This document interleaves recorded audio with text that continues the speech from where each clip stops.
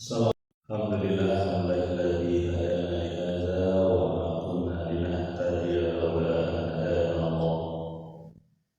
Asyhadu an la ilaha illallah wa asyhadu anna Muhammadan abduhu wa rasuluhu la nabiyya ba'd. Allahumma shalli wa sallim wa barik.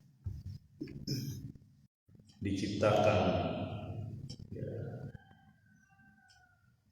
dalam keadaan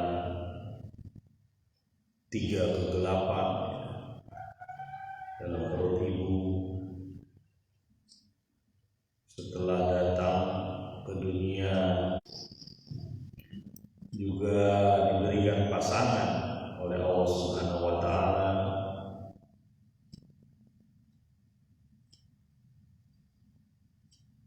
Kemudian Allah juga mengingatkan kalau kita manusia ini ingkar kepada Allah, keimanan kita tak berguna sama sekali bagi Allah Subhanahu wa taala, dan kebencian Allah yang diberikan kepada manusia ketika mereka ingkar.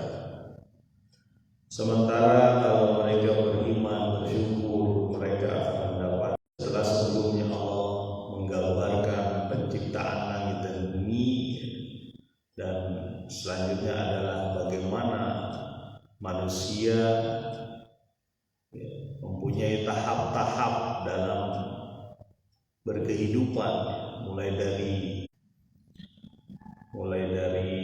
rahim, kemudian berkehidupan hingga akhirnya mendapat satu peristiwa, yaitu peristiwa akhir, pertanggungjawaban yang diminta. Mari kita lanjut di ayat yang ke-8 surat Az-Zumar. Ayat yang ke-8. Bismillahirrahmanirrahim. Wa idza massal insana dhurrun da'a rabbahu muniban ilayhi thumma idza khawwalahu ni'matan minhu nasiya ma kana yad'u ilayhi min qabl wa ja'ala lillahi andadan liyudilla an sabilihi qul tamatta' bi kufrika qalila innaka min ashabin nar. Dan ketika seorang manusia ditimpa kesulitan, kemudaratan, maka dia berdoa kepada Tuhannya, kembali kepada Tuhannya. Kemudian ketika diberikan nikmat kepadanya, lupa dia terhadap apa yang dia telah doa sebelumnya, dan dia menjadikan kepada Allah tandingan-tandingan, sembahan-sembahan lain untuk menyesatkan manusia, untuk menyesatkan dari jalan Allah. Katakanlah, kesenangan engkau, kekafiran engkau hanya sementara, sangat sedikit. Sesungguhnya engkau berada atau menjadi penghuni neraka. Nah, ini selanjutnya Allah menggambarkan pada manusia bagaimana manusia tersebut mendapatkan kesulitan atau kesenangan. Ketika dia lemah, tertimpa musibah, telanjanglah sifat manusia pada saat itu. Ketika manusia mendapatkan kemudaratan, hilanglah semua yang menutupi dia. Yang dia lakukan adalah berdoa, yakin tulus ikhlas hanya kepada Allah, karena Dia saja yang bisa menghilangkan kemudaratan itu. Ya. Nanti kita lihat di ayat selanjutnya bagaimana ya, perbedaan dengan orang-orang yang soleh ya. Tapi ini ada orang-orang yang datang menuju Allah ketika banyak masalah. Kalau di sini disebutkan wa idza masal insanu durrun da'a rabbahu muniban ilaihi. Ketika manusia diberikan atau mendapatkan masalah, mendapatkan kemudaratan, ya, da'a rabbahu muniban ilaihi, dia menyeru, meminta kepada Allah dan kembali kepada Allah. Sama seperti salah satu yang digambarkan dalam ayat lain, seperti seorang yang terombang-ambing, manusia yang terombang-ambing ketika di lautan dalam suasana gelap yang pekat malam hari ya, sementara gelombang datang sebesar gunung ya, seperti bukit begitu tinggi, topan badai melanda. Tidak ada lagi yang bisa menyelamatkan kapal itu kecuali Allah. Lalu semuanya berdoa minta kepada Allah supaya diselamatkan. Ya. Lalu ketika dihilangkan masalah, dia lupa. Ya. Nanti kita lihat di bawah apa namanya di potongan ayat selanjutnya. Ini jiwa manusia yang lemah ya. Datang ke masjid, datang ke musola kalau ada masalah ya.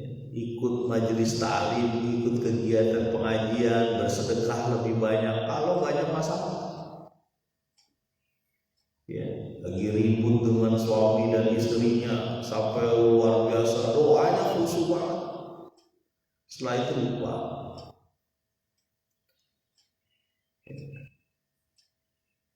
Apakah ini terjadi pada setiap manusia? Manusia pasti dapat cobaan, itu dia masalahnya. Ya. Yuftanu, dia akan diberikan ujian. Permasalahannya adalah apakah kita bertahan dalam ujian itu berdoa, lalu setelah ujian hilang kita berdoa gitu. Tetap melanjutkan ibadah secara murni kepada Allah.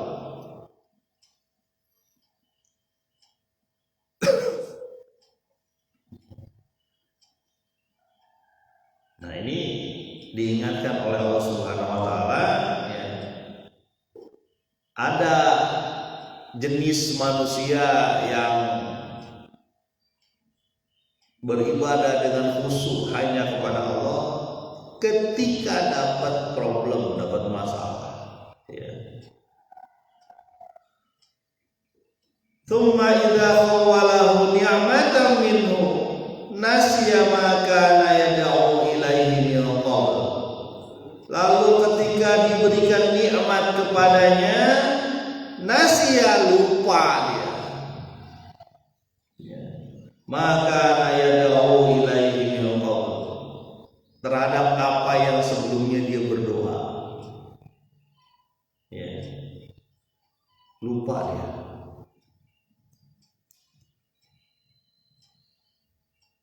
Makanya ini menjadi penyemangat ya bagi kita bersama bahwa jangan hanya mendekati Allah ketika sulit, mendekati Allah pun ketika diberi nikmat, jangan cuma waktu sulit. Ya. Waktu sulit kayaknya khusyuk banget gitu ya.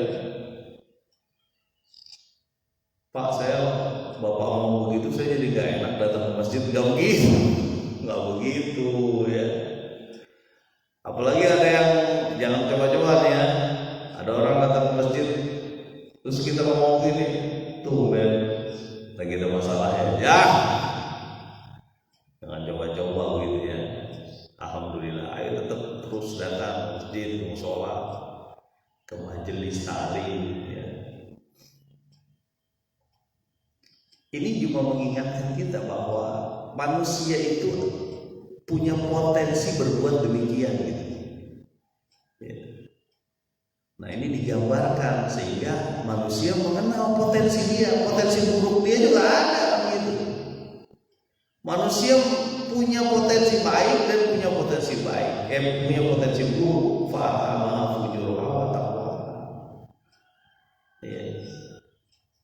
Nah kita jangan begitu, itu maksudnya. Ya. Ketika dapat nikmat lupa dia, seperti Qarun, ya. Min ilmin indi kata dia gitu. Ini mah saya dapat ini karena ilmu saya, karena keahlian saya, karena lincahnya saya dalam berusaha. Kenapa harus zakat? Kenapa harus saya keluarkan untuk orang miskin? Ini kan urusan saya. Orang miskin mah terserah saya. Kalau mau saya kasih, nggak bisa. Kalau zakat tuh ada ukurannya, ya. Harus diatur. Petani misalnya ya, dengan misalnya sekian kilogram beras harus dikeluarkan zakatnya itu 5-10%. Belum zakat profesi itu sekarang ada.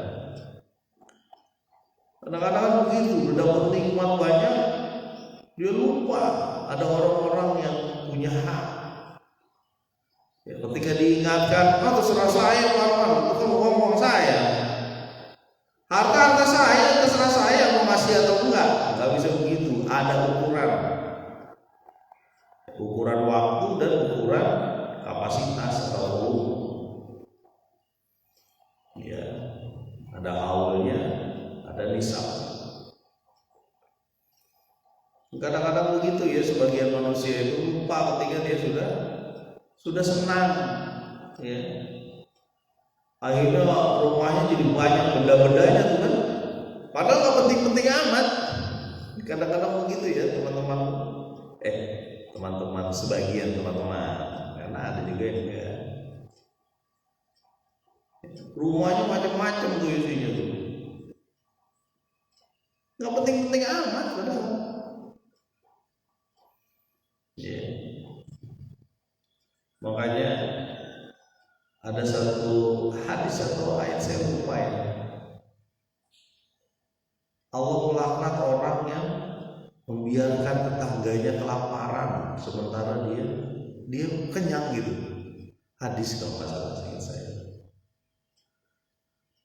Ya. Terutama yang biasa kita lihat ya gitu. Jadi teman-teman sekalian, kita mendapatkan gambaran ciri-ciri manusia, potensi manusia bisa seperti ini. Ketika punya masalah dia dekat sama Allah, ketika dia tidak punya masalah atau diberikan kesenangan dia lupa, bohong. Wah si Bapak abis ini kayaknya bisnisnya kalau nggak dikejar dia bisa lewat nih, gagal nih. Lupa deh, bahwa bisnis juga Allah yang ngatur ya. Bahwa rezeki sudah ditakar. Kalau setiap manusia mengingat bahwa rezeki sudah ditakar, sudah ada yang telah diberikan kepada dia, sudah digariskan berapa rezekinya, nggak ada tuh ribut-ribut. Ya. Semua dicintai. Ya. Kalaupun ada kesulitan dan sebagainya, ataupun ada slang gitu ya, ada sedikit ribut, itu yakin bahwa ini bukan kemauan dia. Ini hilafnya saja, selesai. Kadang-kadang kan begitu ya, karena rezeki itu tidak yakin, ya. Akhirnya ngambil hak orang, ya. Ataupun mulutnya berbisa, ya. Tidak selamat orang lain terhadap mulutnya, padahal Allah menyuruh dia untuk man kana yu'minu billahi wal yawmil akhir falyaqul khairan aw liyasmut. Kalau kau beriman kepada Allah dan hari akhir, maka berkatalah yang baik atau diam.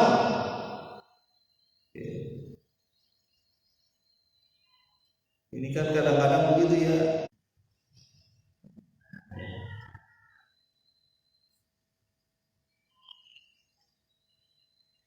Kemudian potongan ayat selanjutnya, wa ja'ala lillahi andadan liyudilla an sabilihi, dan menjadikan di samping Allah sembahan-sembahan supaya menyesatkan dari jalan Allah, menyesatkan manusia dari jalan Allah. Jadi ketika dapat nikmat, dia menciptakan sembahan-sembahan selain Allah. Pak, sembahan selain Allah kayak apa ya Pak? Kan sekarang udah gak ada sembahan. Ya, sembahan selain Allah itu ada dua bentuk. Bentuk nyata dan bentuk tidak nyata. Bentuk nyata apa contohnya? Langsung dia menyembah patung lah misalnya, kemudian sembahan-sembahan seperti gunung ya, ada laut disembah, ada pohon disembah dan sebagainya. Itu yang secara nyata. Ada juga termasuk hal yang tidak nyata gitu. Misalnya dia menyembah apa? Dia menyembah atasannya. Kok atasan disembah Pak? Iya, karena gara-gara atasannya dia bisa nggak sholat. Itu disembah tuh namanya. Iya kan? Ya. Bosnya itu menyuruh dia untuk tidak udah urusan ini dulu, jangan ke masjid dulu misalnya ya. Itu berarti dia menyembah tuh. Karena dia bisa menghalalkan dan mengharapkan itu sembah. Menyembah anak, bisa saja anak disembah, semuanya diikuti. Termasuk yang nggak benar Pak. Gimana saya nggak bisa dapat mainan remote kalau yang anak kecil ya. Yang udah gede dikit apa, misalnya motor tertentu gitu ya yang bagus-bagus kayak di sinetron Pak, ini biar keren. Akhirnya dia korupsi untuk beli. Nah itu berarti menyembah anak. Begitupun menyembah pasangan, menyembah syahwat, menyembah kampung, termasuk menyembah aturan. Bisa saja tuh ada aturan-aturan yang kita sembah. Aturan buatan manusia bisa disembah. Ya. Termasuk syahwat. Ya.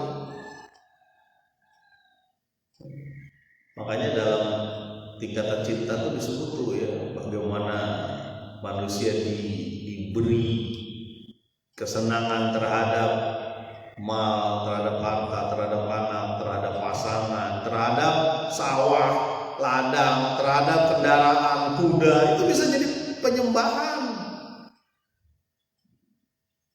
Ya. Bisa jadi penyembahan.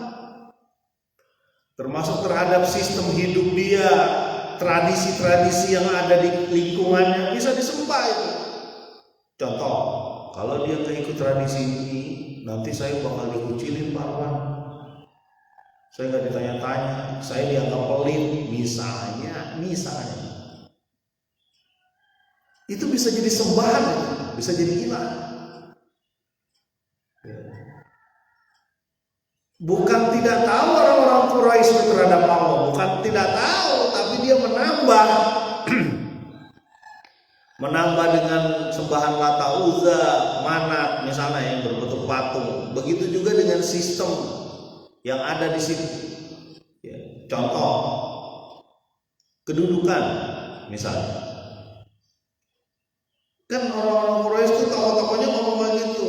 Wahai Muhammad, singkirin tuh Bilal, singkirin tuh Amr, jauhin dari kamu dulu orang-orang kere-kere itu.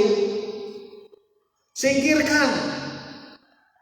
Nginjek rumahnya saja saya malas, apalagi deket-deket sama dia. Udah bau, mungkin nggak pakai sabun mandiin. Contoh bahasa saya aja ya.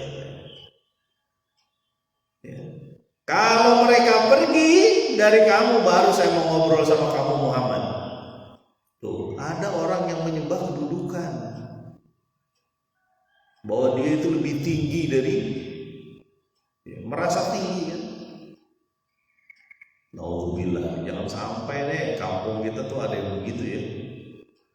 Dengan kedudukan yang tinggi dia boro-boro nyapa. Ya. Senyum aja berat. Senyum ini narik dua bibir ke kanan 2 cm, ke kiri 2 cm, bertahan selama 7 detik. Contohnya. Itu malas dia. Gimana mau membantu? Senyum aja nggak mau dikasih, ya Allah. Padahal murah, ya kan? Senyum itu kan sedekah. Tabassumuka fi wajhi akhika shadaqah. Muka Anda yang berseri-seri, tersenyum terhadap saudaramu, terhadap temanmu, terhadap tetanggamu, terhadap anak buahmu ataupun atasanmu, itu pun sedekah. Itu pun kebaikan. Kan menggerakkan otot-otot untuk senyum itu lebih mudah dibanding cemberut ya.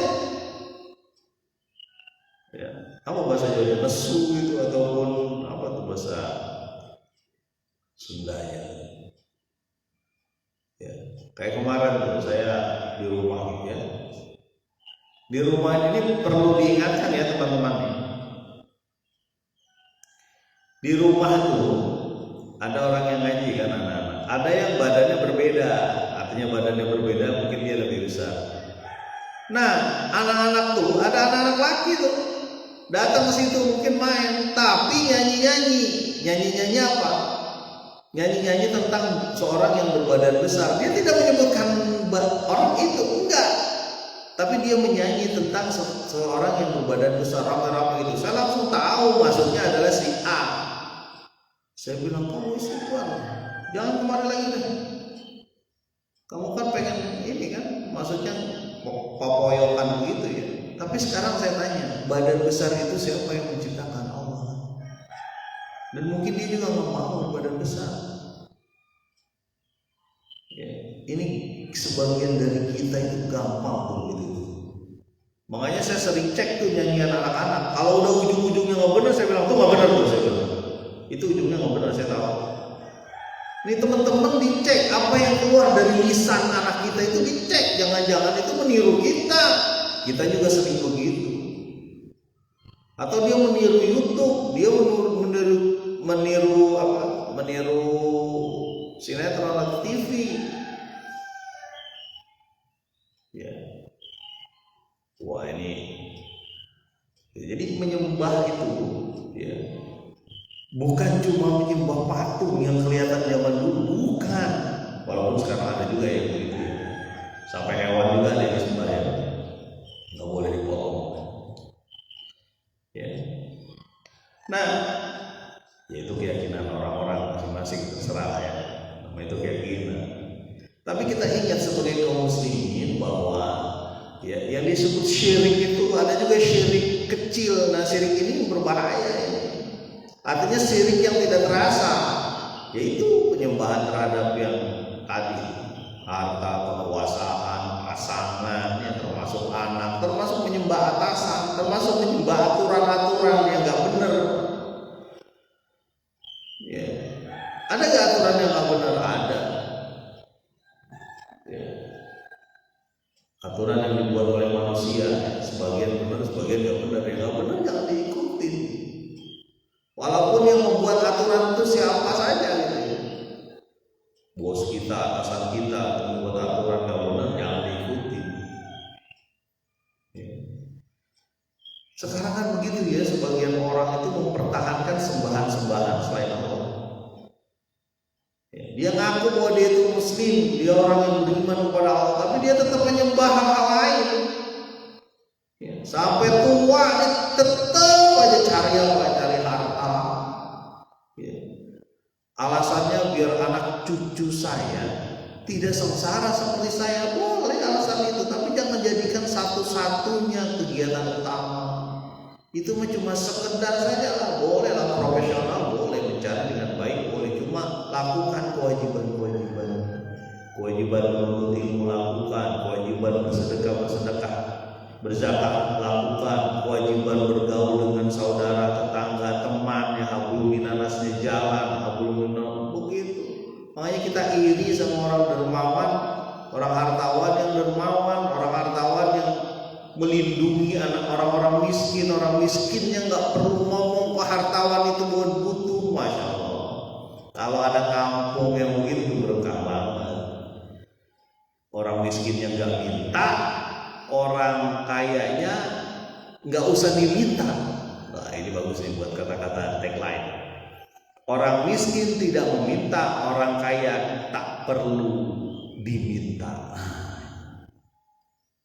Kalau ada di satu kampung kayak begitu, sensitivitasnya, rasanya, perasaannya kayak gitu, baik orang kaya dan orang miskin, maju tuh kampung. Ya, maju itu. Karena orang kayanya akan didoakan oleh orang miskin. Orang miskinnya disantuni oleh orang kaya. Nah, orang yang tengah-tengah gimana? Ya, kadang-kadang memberi kepada orang miskin. Itulah kalau lagi ada, kalau lagi enggak ya udah. Kan memberi bukan cuma harta, senyum aja memberi, membantu orang pun memberi. Kata Nabi SAW, apa yang bisa kamu lakukan dengan hartamu?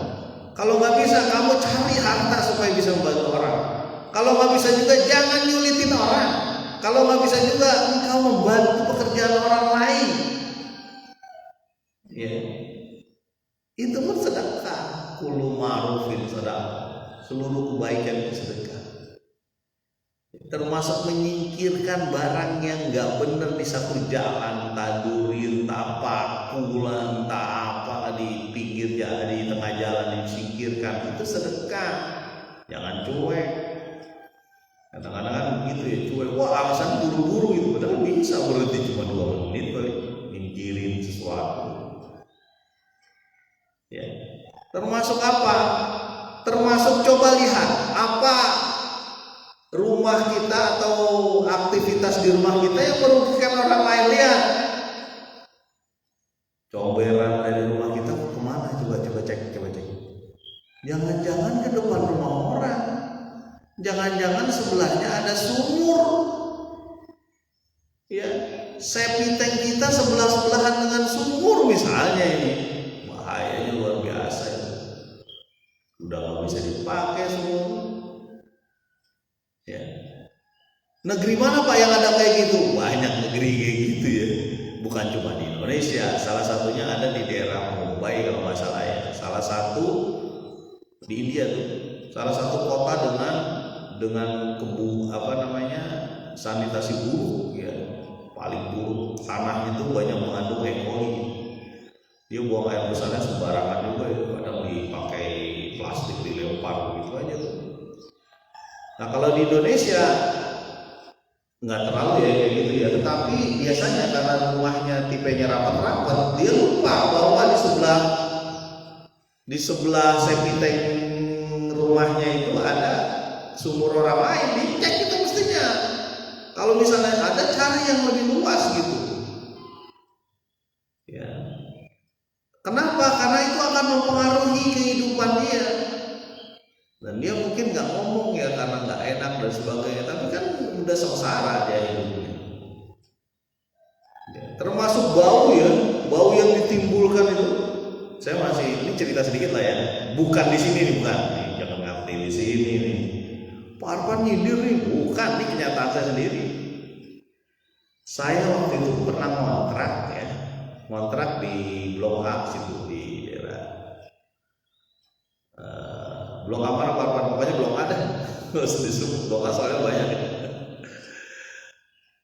Nah, di Blok A itu saya ngontrak kira-kira 3 bulan, 3 atau 4 bulan saya lupa. Ada orang ngontrak juga di sebelah rumah. Nih, di sebelah rumah orang ngontrak juga. Nah, ternyata dia, mungkin kalau teman saya yang mendengar siaran saya ini ingat ini kisah ini. Ternyata dia ini punya profesi membuat nugget kalau nggak salah ya. Nugget yang suka dijual di SD gitu, di sekolah-sekolah gitu. Nugget yang berwarna merah tuh biasanya bentuknya nugget atau bentuknya burger gitu. Oh iya, kita tahu aja ya usaha itu. Dan ternyata usaha itu ada 1 atau 2 karyawan, saya lupa. Nah, setiap dia produksi nugget itu, masya Allah, kita bisa muntah. Kenapa bisa muntah? Baunya luar biasa. Ya, baunya itu betul-betul busuk. Makanya hati-hati tuh ngelihat nugget-nugget yang suka dijual di yang murah-murah itu jangan-jangan dari sesuatu yang busuk itu. Kita itu kalau lagi dia buat apa namanya, buat nugget itu sampai susah makan, harus keluar mulut kita. Kita kan gak enak ya menegur ya. Di satu sisi dia juga usaha gitu, di sisi lain kok baunya kayak gitu. Dengar ternyata apa? Ternyata ikan yang yang dipakai buat pembuatan nugget itu dari tepung dan dari ikan-ikan yang busuk itu, yang di mana, yang di Muara Angke apa itu. Ikan-ikan yang udah lama itu dikeringkan atau dibikin tepung, jadinya busuk gitu. Memang sih murah, ada rasa ikannya, tapi baunya luar biasa. Masya Allah, kita itu, gimana kita ngomong sama yang punya kontrakan gimana? Dia juga usaha, kita tahan aja dulu. Waktu itu kita tahan aja. Tapi kurang lebih 3 bulan kita ngerasain kayak gitu kan.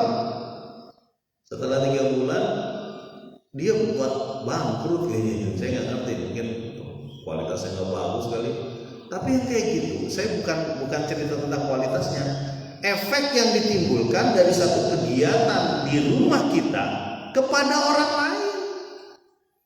Ya, mau masakan lah, mau peternakan lah, mau comberan kah, ya, ataupun mau bisingnya suara misalnya, ya, membuat orang jadi tidak nyaman. Jangan sampai terjadi. Kalau terjadi, minta maaf, Masya Allah, mohon maaf saya kemarin hilang, saya tutup ya sepiteng saya akan coba cari lagi yang lain. Begitupun comberan saya coba arahkan, atau kita bareng-bareng yuk bersihin gitu misalnya ya. Jangan cuma satu orang aja yang bersihin, bareng-bareng kita bersihin. Gimana caranya gitu ya.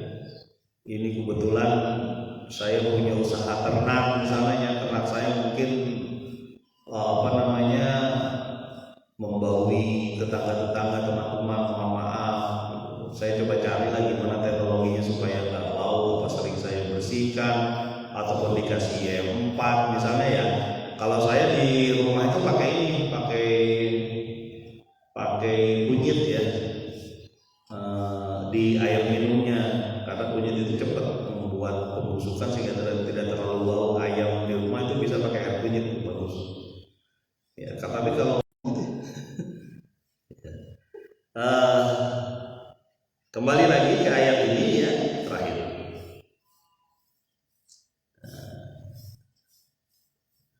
Qul tamatta bi kufrika qalilan innaka min ashabin nar. Bersenang-senanglah kamu dengan kekafiranmu yang sangat sedikit. Ya, karena umur manusia itu sangat sedikit, bahkan umur manusia seluruhnya sangat sedikit dibanding waktu yang Allah punya. Karena bersenang-senang dengan kekufuran, keingkaran kita cuma selesai sebentar saja. Ya. Kita menganggap kita kayak punya kekuasaan gitu, hidup berlama-lama, belum tentu. Ya. Kemarin saya ngobrol-ngobrol tuh ya, ada orang yang sakit tertentu datang ke rumah sakit. Dia katakan bahwa bukan cuma kita yang udah tua gitu ya, yang udah besar, yang kecil, anak bayi pun ada juga itu. Ada juga yang punya kelainan tertentu gitu. Artinya yang namanya kesulitan, kemudorotan bakal menimpa siapapun.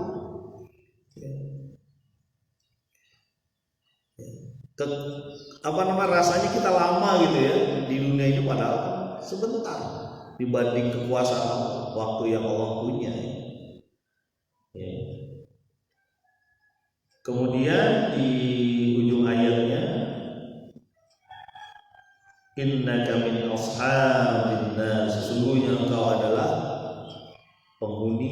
bakal calon penghuni neraka. Nauzubillah. Jangan sampai kita berdoa ketika kita lagi sulit, kemudian dihilangkan doa kita ketika lagi santai, lagi tidak ada masalah. Ya. Lalu kita membuat sembahan-sembahan pengganti Allah Subhanahu wa taala. Ya. Membuat tandingan-tandingan. mudah-mudahan alhamdulillah kita jangan sampai masuk ke dalam sifat-sifat tersebut. Subhanakallah wa bihamdika asyhadu an la ilaha illa anta astaghfiruka wa atubu